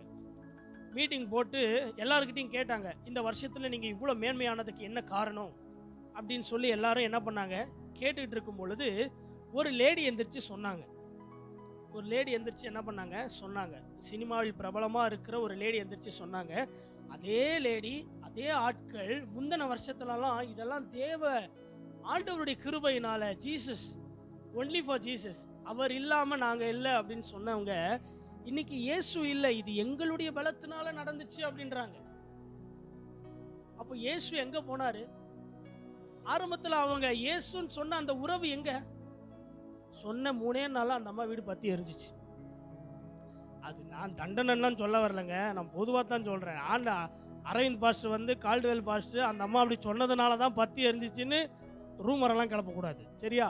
நான் சொல்றேன், பொதுவாக சொல்றேன். நான் ஏன் என்னுடைய பலத்தினால தான் அது நடந்துச்சு, நான் என்னுடைய முயற்சி, என்னுடைய விடாமுயற்சினால தான் நான் இன்னைக்கு இவ்வளோ பெருசாக வளர்ந்துருக்கேன்னு சொன்னாங்கல்ல. அவங்க நினைச்சிருந்தா தீ அணைச்சிருக்கலாமே, ஏன் முடியல? கர்த்தருடைய கோபம் அவருடைய உறவில விரிசல் விடவே கூடாது. அதே தான் சீன தேசத்திலேயே நடந்துச்சு. ஒரு மாசத்துக்கு முன்னாடி சீன தேசத்திலேயும் அது நடந்துச்சு. காட்டு தீ பற்றி எரிஞ்சு கிட்டத்தட்ட 2 வாரமா எரிஞ்சிச்சு, அதுவா தான் அணைஞ்சிச்சு. வேதம் சொல்லுது, ஆண்டவர் இந்த பூமி எதனால் அழிக்க போறாரு? இந்த பூமி எதற்கு இரையாக வைக்கப்பட்டிருக்கு? சீக்கிரமா நடக்கும், சீக்கிரமா நடக்கும். அதுக்குள்ள நம்ம எல்லாம் கர்த்தரை பார்க்க போறோம். விசுவாசிக்கிறீங்களா? அதுக்குள்ள நம்ம எல்லாம் மறுரூபமாக்கப்பட்டு இயேசுவை பார்க்க போக போறோம். அல்லேலூயாவா? அப்போ அந்த மறுரூபமாக்கப்படுவதற்கு முன்பதாக இந்த பூமியில நம்ம உறவோடு இருக்கணும். யார் உறவுல? ஏசப்பாவின் உறவுல. அதுல ஒரு நல்ல எக்ஸாம்பிள் யார் தெரியுமா? யோசேப்புங்க. ஆதியாகமம் புஸ்தகத்துல நீங்க வாசித்து பாருங்களேன். யோசேப்புக்கு ஆண்டவர் ஒரு சொப்பனத்தை கொடுத்தார். உங்களுக்கு எல்லாமே தெரியும், நீங்களாம் வேதத்தை அதிகமாய் வாசிக்கிறவர்கள் என்று நான் நம்புகிறேன். அதனால நான் அப்படியே சொல்லிட்டு போறேன். நல்லா கவனிங்க. 2 சொப்பனங்களை கொடுத்தார். ஒன்று, அவனுடைய 11 அரிக்கட்டுகள் என்ன பண்ணுச்சு? அவனை வணங்கினது. அடுத்து 11 நட்சத்திரமும் சூரியனும் சந்திரனும் அவனை என்ன பண்ணுச்சு?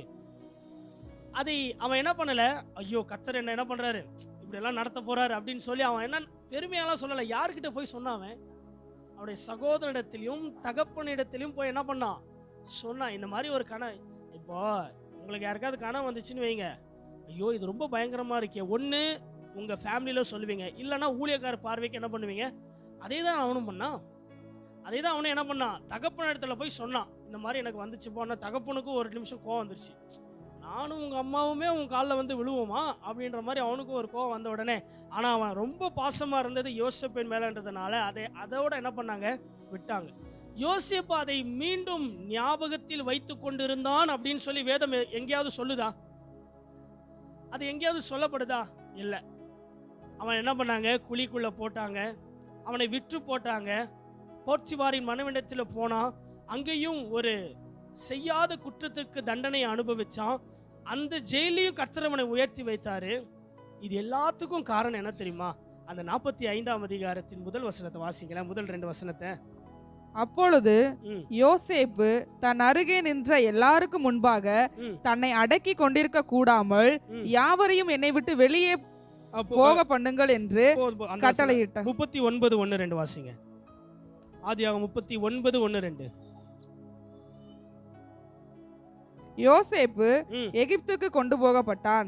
பார்வோனுடைய பிரதானியும் தலையாரிகளுக்கு அதிபதியுமாகிய போத்திபார் என்னும் எகிப்து தேசத்தான் அவனை அவ்விடத்திற்கு கொண்டு வந்த இஸ்மவேலரிடத்தில் விலைக்கு வாங்கினான். கர்த்தர் யோசேப்போடே இருந்தார். யாரோட இருந்தாரு? அந்த வார்த்தையை திரும்ப சொல்லுங்க. கர்த்தர் யாரோட இருந்தாரு? யோசேப்போடே இருந்தார். அதே வார்த்தையை உங்க பேரை போட்டு சொல்லுங்க. கர்த்தர் என்னோட இருந்தார். கர்த்தர் ஜெமியோட இருந்தார். கர்த்தர் என்னோட இருக்கிறார். நான் கர்த்தரோடு இருக்கிறேன். உண்மையா சொல்லணும், நான் கர்த்தரோடு இருக்கிறேன். இந்த இடத்துல யோசேப்பு கர்த்தரோடு இருந்தான் அப்படின்னு போடல, யோசேப்போட கர்த்தர் என்ன பண்ணாரு? இது எப்படி நடக்கும்? அவன் எல்லா விஷயத்திலும் யாரை முன்பாக வைத்தான்? கர்த்தரை முன்பாக வைத்தார் யோசேப்பு. அதனாலதான் யோசேப்பை மேன்மையாய் சொல்லுவோம். நீங்க யோசித்து பாருங்க, குழியில போட்டப்ப கர்த்தர் யோசேப்போடு இருந்தான், அவனை விற்று போட்டப்பவும் கர்த்தர் யோசேப்போடு இருந்தான், போத்திபாரின் மனைவி வீட்டில் அவன் வேலையாய் போகும் பொழுது கர்த்தர் யோசேப்போடு இருந்தான், அவன் சிறைச்சாலைக்கு போன பிறகும் கர்த்தர் யோசேப்போடு என்ன பண்ணாரு? இருந்தார். காரணம், யோசேப்புக்கும் கர்த்தருக்கும் இருக்கிற அந்த உறவு. ஒரு வேடிக்கையா ஒரு கதை சொல்லுவாங்க, நான் சொல்றேனே, அது வேடிக்கையா இருந்தாலும் சிந்திக்கக்கூடிய கதை. ஒரு மனிதன் பேர் கிறிஸ்தவனாய் வாழ்ந்து வந்தான். பேர் கிறிஸ்தவனா தெரியுமா? பேர் கிறிஸ்தவன்னா என்ன? சொல்லுங்க பையன். அதாவது நீங்க ஒவ்வொரு கேள்வியும் கேட்கும் பொழுது அமைதியா இருக்கிறப்பெல்லாம் எனக்கு வெளிப்படுத்தல் வசன ஞாபகம் வந்துரு. பரலோகத்தில் 1/2 மணி நேரம் அமைதல் உண்டாயிற்று. அப்படி டக்கு டக்குன்னு சொல்லுங்க, டைம் ஆகுதுல்ல. பேர் கிறிஸ்தவர்கள்லாம் என்ன? ஆமா, மற்ற எந்த ஜெபத்துக்கும் வரமாட்டாங்க. ஆனா நான் யாரு? கிறிஸ்தவன். ஏன் கிறிஸ்தவன்? சண்டே சர்ச்சுக்கு போறோம்ல. எப்போ? திருவிருந்தன்னைக்கு மட்டும். திருவிருந்தன்னைக்கு மட்டும் நான் என்ன பண்ணுவேன்? சர்ச்சுக்கு போவேன். அதனால நான் கிறிஸ்தவன். அதம் வேணாம். இன்னைக்கு நிறைய சபையில் அது நடக்குதுங்க, ரொம்ப தவறு. நிறைய ஊழியர்களும் அப்படித்தான் பண்றாங்க. திருவிருந்தன்னைக்கு மட்டும் ஆலயத்துக்கு வந்த உடனே அப்பத்தி ரசத்தை என்ன பண்றாங்க? கொடுத்துறாங்க. அது கொடுத்துட்டா அப்படின்னா இயேசுக்கும் உனக்கும் ஐக்கியம் ஆயிருமா? நெவர். இயேசுக்கும் உனக்கும் ஐக்கியம் வந்துருமானா? கண்டிப்பா வராது. அந்த மனிதன் என்ன பண்ணான் அப்படின்னா, காலையில எழுந்திருப்பான், அவன் தலை பக்கத்தில் ஒரு பைபிள் இருக்கும், அதை எடுத்து வாசிப்பாரு. ரொட்டினாலாம் இல்லை, அப்படியே நம்மளை மாதிரி அப்படி பைபிள் எடுத்த உடனே நடு பக்கத்தில் ஒன்று திருப்பி, கர்த்தரன் வேப்பராக இருக்கிறான், நான் தாழ்ச்சி அடையேன், ஆமேன், நீ பைபிள் வாசித்தாச்சு. அந்த மாதிரி அவரும் என்ன பண்ணாரு? பைபிளை வாசித்தாரு, வெளியே கடந்து போனார், வேலைக்கு போனார், வந்தார். கொஞ்ச நாட்கள் போச்சு. ஒரு நாள் அவர் வீட்டில் இருக்கும் பொழுது ஒருத்தர் வந்து கதவை தட்டினாராம். கதவை தட்டின உடனே இவர் என்ன பண்ணுறாரு? போய் கதவை திறந்த உடனே பார்த்தா இயேசு வீட்டுக்கு வந்திருக்காரு.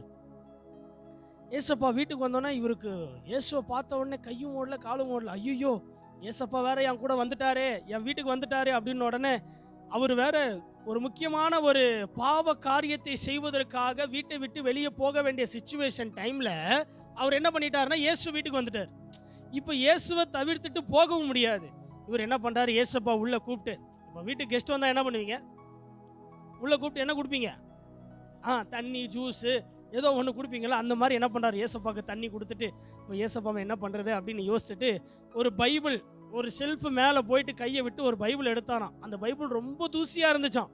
அதெல்லாம் தட்டி மறுபடியும் ஏசப்பா கிட்ட கொடுத்து, ஏசப்பா நீங்கள் என்ன பண்ணுங்க, இதை இங்கே உட்காந்து படிங்க, நான் வந்துடுறேன் அப்படின்ட்டு என்ன பண்ணாராம், ஏசப்பாவை சோஃபால உட்கார வச்சுட்டு வெளியே போனாராம்.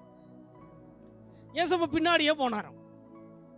ஐயோ ஏசப்பா, நான் சொல்றது உங்களுக்கு புரிய மாட்டேங்குது, அந்த இடத்துக்கெல்லாம் நீங்க என்ன பண்ணக்கூடாது, வரக்கூடாது, நீங்க இங்கே இருங்கன்னு மறுபடியும் வீட்டில் விட்டுட்டு போனாராம். ஏசப்பா மறுபடியும் பஸ் ஸ்டாண்ட் வரைக்கும் அவர் பின்னாடியே போனாராம். அப்பதான் ஏசு சொன்னாராம், நீ தானப்பா ஜெபம் பண்ணுவ, நான் போற இடத்துலலாம் என் கூட வாங்கன்னு, இப்போ வந்தா வர வேணான்னு சொல்றியப்பா அப்படின்னு வரோம். உடனே அந்த மனிதன் ஒரு செயலை செஞ்சானா, என்ன தெரியுமா? இயேசுவை வீட்டுக்குள்ளே கூட்டிகிட்டு போய் ஒரு மரத்தில் இயேசுவை ஆணி அடித்து அங்கே இருக்க வச்சுட்டு அவன் அந்த பாவ காரியத்தை செய்வதற்காக போகும் பொழுது ஒரு ஆக்சிடெண்ட்டில் இறந்து போயிட்டான். இது ஒரு நாடகமாக என்ன பண்ணாங்க அப்படின்னா, நான் சின்ன வயசில் இருக்கும்போது நடித்து காட்டினாங்க. இதில் நான் என்ன சொல்ல விரும்புகிறேன் அப்படின்னா, இயேசுவுக்கும் நமக்கு இருக்கிற அந்த உறவு வெறும் பெயர் கிறிஸ்தவனாய் அல்ல, அந்த உறவில் இருக்கணுங்க. அந்த உறவில் இருக்கணும். ஒவ்வொரு தடவையும் ஏதோ ஒரு விஷயம் இயேசுவுக்கு பிடிக்காத காரியத்தை நம்ம செய்யும் பொழுது நீங்க நினைச்சுக்கோங்க, ஒவ்வொரு தடவையும் நீங்க இயேசுவை சிலுவையில் அறையறீங்க. அதுதான் உண்மை. அன்னைக்கு ஒரு தடவை யூதர்கள் அல்லது கர்த்தருக்கு பிடிக்காத ஜனங்கள் எல்லாரும் சேர்ந்து எது தெரிஞ்சே இயேசுவை என்ன பண்ணாங்க, சிலுவையில அறைந்தாங்க. இயேசு யாரு, உண்மையான தெய்வம், அவர் எப்படிப்பட்டவர்னு தெரிந்தும் நம்ம இயேசுவின் உறவில் இல்லாம நம்ம பாவம் செய்யும் பொழுது, கர்த்தருக்கு விரோதமான காரியத்தை செய்யும் பொழுது ஒவ்வொரு தடவையும் நம்ம யாரை சிலுவையில் அறைகிறோம்? அவர் அந்த ஆணியில் அடிக்கப்படுவதை யார் அடிக்கிறாருன்னா நம்ம தான் அடிக்கிறோம். தலையில முள் கிரீடம் சூட்டுவது யாருன்னா நம்ம தான் சொல்றோம். காரணம் நம்மளுடைய செயல்பாடுகள். நம்ம இயேசுப்பா கிட்ட இருக்கிற அந்த உறவுல இல்ல. இயேசுவுக்குள்ள அந்த உறவுல நம்மளால நிலைச்சிருக்க முடியல. உலகம் நம்மள நிலைச்சிருக்க விட மாட்டேங்குது. அதையும் தாண்டி வாழுவதற்கு தான் கர்த்தர் 33 வருஷம் வாழ்ந்துட்டு போனார். அவர் மனுஷனாய் வாழ்ந்தார், அவர் தெய்வீகமாய் வாழ்ந்தார். எப்படி வாழணும்னு நமக்கு கற்றுக் கொடுத்துட்டு போனார். உலகத்தில் பாவம் செய்வது இயல்புங்க. உலகத்தின் மனிதர்கள் பாவம் செய்வது இயல்பு. ஆனா அதிலிருந்து மீண்டு எழுவதுதான் கர்த்தருடைய பிள்ளை. கர்த்தருடைய பிள்ளை என்பது இயேசுவை போல நாம் இருக்கணும், வாழணும். அழகா ஒரு வார்த்தையை சொன்னார், என்ன தெரியுமா? பவுல், நான் இயேசுவை பின்பற்றுறது போல நீங்கள். எவ்வளவு தைரியம் இருந்திருக்கும் பாருங்க பவுலுக்கு. எப்படி அந்த வார்த்தையை சொல்ல முடியும் யோசித்து பார்த்தீங்களா? நான் இயேசுவை பின்பற்ற நீங்க என்ன பண்ணுங்க, அந்த தைரியம் நமக்கு வருமா? இன்னைக்கெல்லாம் நான் பாஸ்டரை பின்பற்றுவது போல நீங்கள் என்னை பின்பற்றுங்கள் அப்படின்னு தான் இன்னைக்கு சபைகள் போகுது. உண்மை சொல்றேன், சபைகள் அப்படிதான் போகுது. நான் எங்க பாஸ்டர் மாதிரி இருப்பேன், பாஸ்டர் மாதிரி கட்டிங் பண்ணுவேன், பாஸ்டர் மாதிரி தான் இருப்பேன், பாஸ்டர் மாதிரி தான் பேசுவேன், நான் பாஸ்டர் மாதிரி தான் ட்ரெஸ் போடுவேன். காரணம், நான் யார் முன்மாதிரியா இருக்கிறேன்? இயேசுவுக்கு இல்லை, இயேசுவுக்கு முன்மாதிரியா இல்லை, பாஸ்டருக்கு தான் முன்மாதிரி. நம்ம வேடிக்கையா நினைச்சாலும் அதை கொஞ்சம் யோசித்து பாருங்களேன். ஒரு சில விஷயங்கள்லாம் கர்த்தருடைய சமூகத்துக்கு விரோதமாய் செயல்பட காரியங்கள்லாம் நான் நினைக்கும் பொழுது மனம் கசந்து அழுவணும்னு தோணுது. அப்பாவின் சமூகத்தில் உட்காந்து அழுவுறேன். ஆண்டவரே, என்னப்பா இது, உங்க ஆலயம் இப்படி தூஷிக்கப்படுதேப்பா, இப்படிப்பட்ட ஊழியர்கள் இருக்கிறாங்களே ஆண்டவரே, இதற்கு ஒரு விடுவ காலம் கிடைக்காதாப்பான்னு மனம் கசந்து அழுவுறதா இருக்குது. இன்னைக்கு பலிபீடத்தில் நின்று நீ சினிமா பாட்டு பாடுற, பலிபீடத்தில் நின்று கர்த்தருக்கு விரோதமான காரியத்தை செய்யற அப்படின்னா அதை பார்க்கும் பொழுது நமக்கு கோபம் வருதோ இல்லையோ, இருதயம் உடையுது. எத்தனை விசுவாசிகள் உனக்கு கீழே இருக்கிறாங்க, எத்தனை விசுவாச பிள்ளைகள் உனக்கு கீழே இருக்கிறாங்க, அவங்க வாழ்க்கையெல்லாம் என்ன கேள்விக்குறியா கர்த்தர் உங்க கடத்த கணக்கு கேட்பாரு தெரியுமா? அப்ப இந்த காரியம்லாம் எங்க நீ விட்ட அப்படின்னா உனக்கும் அப்பாவுக்கு இருக்கிற அந்த உறவுல தான் பிழைவு. ஆரம்பத்தில் சூப்பரா இருந்த, ஆரம்பத்தில் சூப்பரா பாடின, ஆரம்பத்தில் அப்பாவுக்கு சமூகத்தில் அதிகமா செலவழிச்ச, ஆனா இன்னைக்கு ஏன் அது நடக்கல? ஆரம்பத்தில் இருந்த அந்த பிரச்சனை எங்க? அப்பாவோடு இசைந்திருக்கிற அந்த நேரம் குறைஞ்சிருச்சு, அப்பாவோடு செலவழிக்கிற அந்த நேரம் குறைஞ்சிருச்சு. நம்ம உலகத்தின் அப்பா அம்மா கிட்ட பேசுறதுக்கு நேரத்தை ஒதுக்குறோம்ல, உலகத்தின் பிள்ளைகளோடு பேசுவதற்கு நேரத்தை ஒதுக்குறோம்ல. நம்ம அப்பாவும் நம்ம கிட்ட பேசணும்னு ஆசைப்படுவாரா மாட்டாரா? என் பிள்ளை என் கூட பேசணும்னு வரணும், என் பிள்ளை எப்போ என் கூட பேச வரும்னு அப்பா ஆசைப்படுவாரா படமாட்டாரா? ஆனால் அப்பாவோட பேசுவதற்கு நம்ம வரதில்லைல்ல. அப்பாவோடு உறவில் நீடிப்பதற்கு நம்மளால வர முடியல. காரணம், உலகம் அப்பாவோடு நம்ம இசைக்க விட மாட்டேங்குது. உலகத்தை மேற்கொண்டு வா, உலகத்தை ஜெயித்து வா. உலகத்தை நம்மளால ஜெயிக்க முடியல அப்படின்னா பிசாசை நம்மளால ஜெயிக்கவே. உலகத்தை ஜெயித்தா மட்டும்தான் பிசாசையும் ஜெயிக்க முடியும், உலகத்தையும் ஜெயித்து பரமேறி போக முடியும். அழிவு ரொம்ப சீக்கிரமா இருக்குங்க. கர்த்தருடைய வருகை நான் சொல்றேன், நிறைய ஊழியர்கள் என்ன தெரியுமா சொல்றாங்க, இதுதான் கடைசி ஜெனரேஷன், இதுக்கப்புறம் ஒரு ஜெனரேஷன் உருவாகுமானா கிடையாது. இப்போ 90ஸ்ல இருந்தது, 80ஸ்ல இருந்தது, 70s அந்த ஜென்ரேஷன்லாம் தாண்டி இப்போ 20ஸ்ல வந்துட்டோம். இதுக்கப்புறம் இன்னொரு ஜென்ரேஷன் உருவாகுமானா தெரியாது. கர்த்தருடைய வருகை ரொம்ப சீக்கிரமா இருக்கு, விட்டுறாதீங்க.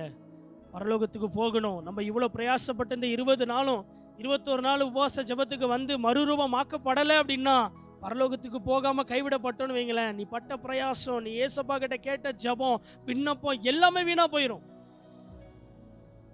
அன்பில் மறுரூபப்படு, அவரோடு இருக்கிற உறவில் மறுரூபப்படு. கடைசியா சொல்லி முடிக்கிறேன், பரமேறி போக மறுரூபப்படு, பரமேறி போக மறுரூபப்படு. நீங்க வாசித்த அதே 1 கொரிந்தியர் 15ஆம் அதிகாரத்துல உனக்கு ஒரு ரகசியத்தை சொல்றேன், அந்த வசனத்தை வாசிங்க.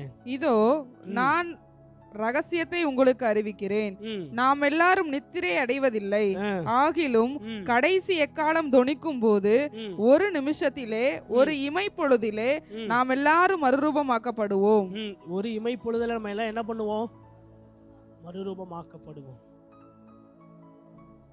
மறுரூபம் ஆகலை அப்படின்னா நிச்சயமா பரலோகத்துக்கு போக முடியாது. உண்மையா இந்த தலைப்பை முதல்ல பாஸ்டர் என்கிட்ட சொன்னார், மறுரூபம் அப்படின்னு.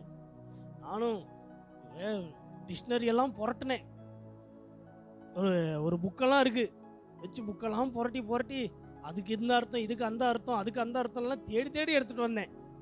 வந்தோன்னே பிரசங்கத்தை மாத்திட்டார். அதுதான் கர்த்தருடைய வழி நடத்துதல். நம்மக்கிட்ட என்ன இல்லையோ கர்த்தர் அதை தான் என்ன பண்ணுவார்? கொடுக்க விரும்புவார். நான் எல்லா பிரசங்கத்தையும் இங்கே மேக்ஸிமம் வாட்ச் பண்ணிடுவேன். இந்த 20 நாளும் என்ன பேசுகிறாங்க, எப்படி பேசுகிறாங்க, என்ன தலைப்பில் நம்மளும் அதையே பேசிடக்கூடாது அப்படின்னு சொல்லி நானும் நிறைய வாட்ச் பண்ணுவேன். ஆனால் ஒரு சில டைமில் கர்த்தர் அதிகமாக ஒரு விஷயத்தை என்ன பண்ணுவார்னா மென்ஷன் பண்ணிக்கிட்டே இருப்பார். ஒரே விஷயத்தை 10 பேர் பேசுவாங்க, ஒரே விஷயத்தை 5 பேர் பேசுவாங்க. ஏன் அதை பேசுவார் அப்படின்னா, இன்னும் அதில் மறுரூபப்படலைன்னு அர்த்தம், இன்னும் அதில் ஏதோ ஒரு விஷயத்தில் நமக்கு குறை இருக்குன்னு அர்த்தம். நம்ம சரி ஆயிட்டோம் அப்படின்னா அந்த விஷயம் சரி ஆயிரும், அந்த வார்த்தை மறுபடியும் வராது. இப்போ பாஸ்டர் உங்கள்கிட்ட பேசுறாருன்னு வைங்க, பிரதர் ஞாயிற்றுக்கிழமை ஏன் பிரதர் சர்ச்சுக்கு வரல அப்படின்னு நம்மக்கிட்ட ஒரு வார்த்தை கேட்குறாரு. நம்ம என்ன சொல்லுவோம்? பாஸ்டர் ஒரு கல்யாணம், ஒரு வேலை, வர முடியல, உடம்பு சரியில்லை, அடுத்த வாரம் ஆலயத்துக்கு வருவோமோ இல்லையோ, பாஸ்டர் கேட்பாருன்ற பயத்திலேயாவது வருவோமா இல்லையா? சொல்லுங்க. என்ன சிரிக்கிறத பார்த்தா அப்படிதான் இருக்கும் போலியே. வருவோமா இல்லையா? அப்போ ஏதோ ஒரு வார்த்தையோ சிச்சுவேஷனோ நம்ம எங்க கூட்டிட்டு வருது? ஆலயத்துக்குள்ள. அவர் போன வாரம் அதே வார்த்தை தான் பேசியிருப்பாரு, ஆனா இந்த வாரமும் அதே வார்த்தையை பேசுறாரு அப்படின்னா அந்த வார்த்தை உன் காதுக்கு என்ன பண்ணல? போகல, அதை நீ ஏற்றுக்கொள்ளல, உன் இருதயத்துக்குள்ள அந்த வார்த்தை போகாததுனால தான் இந்த வாரமும் அதே வார்த்தையை பேசுறாரு. நான் வாட்ச் பண்ணியிருக்கேன். நான் மேக்ஸிமம் மெசேஜஸ்லாம் நைட் டைமில், அதுவும் இப்போலாம் எனக்கு ரொம்ப வசதியாக போச்சுங்க. ஏன்னா எனக்கு ஆண்டவர் அழகான ஒரு ஆண் குழந்தை கொடுத்தாருல்ல. என் பையன் எப்படி அப்படின்னா பகல்லலாம் நல்லா தூங்குவார், நைட்டெல்லாம் தூங்கவே மாட்டார். எனக்கு அது ஒரு என்ன சொல்கிறதுனா, எனக்கு ஆண்டவர் கொடுத்த ஒரு ஆப்பர்ச்சுனிட்டியாக நான் நினைக்கிறேன். நைட்டெல்லாம் அவர் தூங்க வைக்கிறப்போ மெசேஜஸை போட்டு கேட்குறது.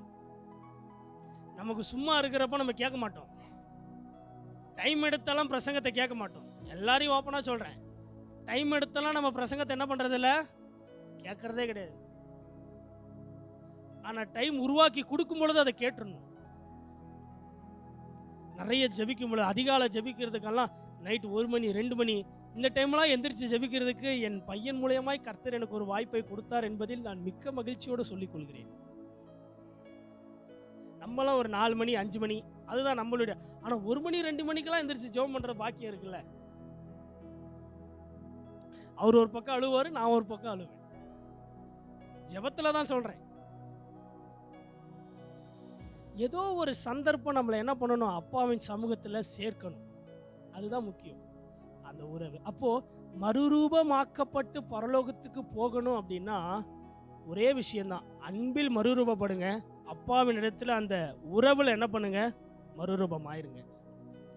இந்த 2 விஷயத்துல மறுரூபம் ஆயிட்டோம் அப்படின்னா பரலோகத்துக்கு போறதுக்கு மறுரூபமாக நீங்க ரெடி.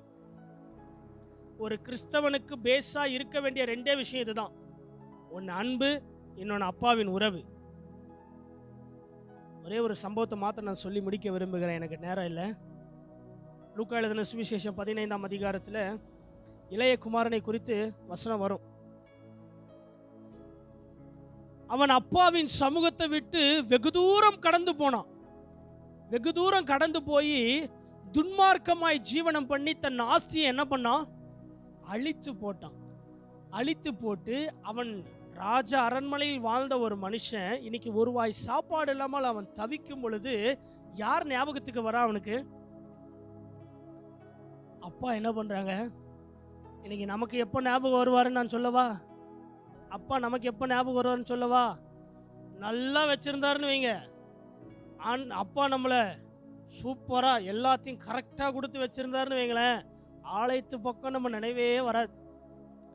ஒரு கஷ்டம் வந்துருச்சுன்னு வைங்க, ஓடி வந்துருவோம்ல, பாஸ்டர் என் குடும்பத்தில் இந்த பிரச்சனை பாஸ்டர், முடியல பாஸ்டர், ரொம்ப கஷ்டமா இருக்கு பாஸ்டர்.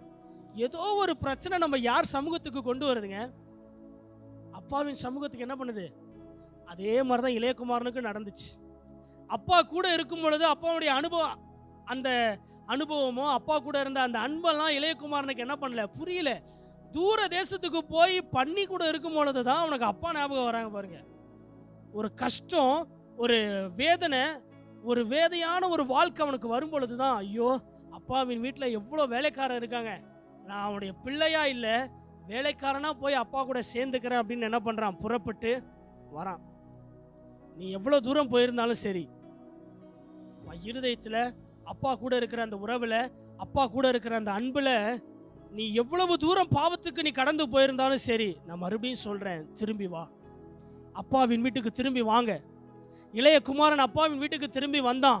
மூத்த குமாரனை விட மேன்மையாய் கர்த்தர் அவனை என்ன பண்ணார், அவனுடைய தகப்பன் அவனை ஆசீர்வதித்தார், அவனுக்காக புது வஸ்திரத்தை கொடுத்தார், மோதிரத்தை போட்டார், கடா அடிச்சு விருந்து வச்சார். ஏன் அப்படின்னா, என் புள்ள திரும்ப என் ஆலயத்துக்கு என்ன பண்ணுச்சு, என் புள்ள திரும்ப என் வீட்டுக்கு வந்துருச்சுன்னு சொல்லி அப்பாவுக்கு ரொம்ப சந்தோஷம். நம்ம அப்பாவும் அதை தாங்க எதிர்பார்க்குறாரு. என் புள்ள என் கூட பேசுறதில்ல, ரொம்ப நேரம் செலவழிக்கிறதில்ல. ஆனால் இன்னைக்கு இருக்கிற அம்மாங்க அவங்க புள்ள கூட பேச மாட்டேங்கிறாங்க. அதனால தான் அது என்னது, ஃபோன் கூட தான் பேசுகிறாங்க. தகப்பன் நமக்கு ஒரு அழகான புத்திரனை கொடுத்தார், ஒரு குழந்தைய கொடுத்தார் அப்படின்னா, அந்த குழந்தை வளர வளர வளர வளர அதுக்கு ஒரு 6 மாதம் ஆனால் தான் எல்லாமே தெரியும் அப்படின்னு சொல்லுவாங்க. அது வரைக்கும் கண்ணு பட்டு அப்படின்னு கொஞ்சிட்டு அதுக்கப்புறம் ஃபோனை தூக்கி கையில் கொடுத்துட்றாங்க. ஃபோனை பார்த்துட்டு சாப்பாடு ஊட்டு, ஃபோனை பார்த்துட்டு தூங்கு. அப்போ உனக்கும் அந்த பிள்ளைக்கு இருக்கிற உறவு என்ன? நிறைய கிறிஸ்தவ குடும்பத்திலும் இது நடக்குது, நான் கண்கொள்ளா பார்த்துருக்கேன். அதனால என் மனைவிட்ட நான் ஒரு விஷயம் சொன்னேன், குழந்தை பிறக்கிறதுக்கு முன்னாடியே சொன்னேன், எக்காரணத்தை கொண்டும் உள்ள கையில் என்ன போகக்கூடாது, ஆமாம் அந்த பாவத்தை மட்டும் பண்ணிடாத அப்படின்னே, கொடுத்துடாத. ஏன்னா இப்போ இருக்கிற குழந்தைகள்லேருந்து வாலிபர்கள்லேருந்து முதியவர்கள்லேருந்து கெட்டு போகிற ஒரே விஷயம் அந்த மொபைல் தான். குழந்தைகளுக்கு நம்மளே வழிவாசலை திறந்து கொடுக்கக்கூடாது. அந்த குழந்தையோட நம்மளால நேரத்தை செலவழிக்க முடியலன்னா நம்ம அப்பாவோட நம்ம எப்போ நேரத்தை செலவழிக்கிறது? அப்பாவோட நேரத்தை செலவழிக்க வாங்க. நீ எவ்வளோ தூரம் போயிருந்தாலும் சரி, இளைய குமாரனை போல நீ சாகிற தருவாயில் நீ போயிருந்தாலும் சரி, திரும்பி வா அப்பா வீட்டுக்கு. அப்பா வீட்டுக்கு ஆண்டவர் உன்னை எப்போவுமே, அப்பா ஜன்னல் வாசலில் நின்று என் மகன் எப்போ வருவான்னு எதிர்பார்த்து காத்திருப்பார். நீ திரும்பி வந்துட்டேன்னு ஆண்டவர் தூரத்தில் பார்த்துட்டாருன்னா ஓடி போய் உன்னை அணைத்து கொண்டு திரும்ப உன்னை வீட்டுக்குள் அழைத்து கொண்டு வந்து உனக்கு ராஜ விருந்தை கர்த்தர் ஏற்படுத்துவார். அல்லேலூயா. கர்த்தருடைய ஆலயத்தை விட்டுறாதீங்க, கர்த்தருடைய அன்பை விட்டுறாதீங்க, கர்த்தருடைய உறவை விட்டுறாதீங்க. அது விடாம நீங்க இருந்தாலே போதும், கர்த்தர் மறுரூபப்படுத்தி நம்மளை பரலோகத்துக்கு கொண்டு போயிடுவார். மறுரூபப்படாம இந்த 21 நாள் நான் விட மாட்டேன். உங்க பாஸ்டர் விடுறாரோ இல்லையோ, நான் விட மாட்டேன். கண்களை மூடி ஜெபிக்கலாமா? எல்லாரும் கண்களை மூடி, அப்படி என்னோடு கூட கண்களை மூடி பிரசன்னத்திலே இருக்கணும். அப்பா, உங்க அன்புல என்ன மறுரூபப்படுத்துங்கப்பா, உங்க உறவுல என்ன மறுரூபப்படுத்துங்க ஆண்டவரேன்னு சொல்லி நீங்க கேட்க போறீங்க. எல்லாரும் கண்களை மூடுங்க. சின்ன குழந்தைங்கள இருந்து குட்டீஸ் எல்லாரும், வாலிபர்கள், முதியவர்கள் எல்லாரும், all of you close your eyes. எல்லாரும் கண்களை மூடி என்னை மறுரூபப்படுத்துங்கப்பா. நீ கண்ணீர் விட்டு அழுதாலும் சரி, என்னை மறுரூபப்படுத்துங்க ஆண்டவரே. உங்க சமூகத்தை விட்டு ரொம்ப தூரம் போயிட்டேன்பா, உங்க அன்பு இல்லாம ரொம்ப தூரம் போயிட்டேன் ஆண்டவரே, உங்க உறவுல நீடிக்காம ரொம்ப தூரம் போயிட்டேன்பா. நான் திரும்ப உங்க ஆலயத்துக்கு, உங்க சமூகத்துக்கு, உங்க மடியில நான் வர விரும்புகிறேன்ப்பா. உங்க வீட்டுக்கு நான் வர விரும்புகிறேன்ப்பா. என்னை மறுபடியும் கூட்டி சேர்த்துக்குவீங்களா ஆண்டவரே? என்னை மன்னித்து ஏற்றுக்கொள்வீர்களா ஆண்டவரே? நான் செய்தது தப்பு தான். அந்த அன்பில் என்னால் பூரணப்பட முடியல ஆண்டவரே, உறவுல என்னால் நீடிக்க முடியல. ஆனால் இன்னைக்கு நான் என்னை மறுரூபப்படுத்துகிறேன்ப்பா, என்னை சமூகத்துக்கு ஒப்பு கொடுக்குறேம்மான்னு சொல்லி கேட்க போறீங்க. எல்லாரும் வாய்களை திறந்த ஆண்டவரே என்னை ஒப்பு கொடுக்குறேன்னு சொல்லி கேளுங்க. இது கர்த்தர் கொடுக்குற ஒரு வாய்ப்பு. கர்த்தர் உனக்கு கொடுக்குற வாய்ப்பு. அக்கம் பக்கத்தை பார்க்காத, பிரச்சனைகளை பார்க்காத, உனக்கு விரோதமா எழும்புகிற பிரச்சனைகளை பார்க்காத, அப்பாவின் சமூகத்துக்கு வா, அப்பாவின் சமூகத்துக்கு திரும்ப. கர்த்தர் உன்னை தூக்கி எடுத்துருவார், கர்த்தர் உன்னை தூக்கி எடுத்துவார். மகளை விடாத அப்பா, என்னை ஏற்றுக்கொள்ளுங்க பாணிக்கொள்ளு சேலுங்க. ஹல்லேலூயா.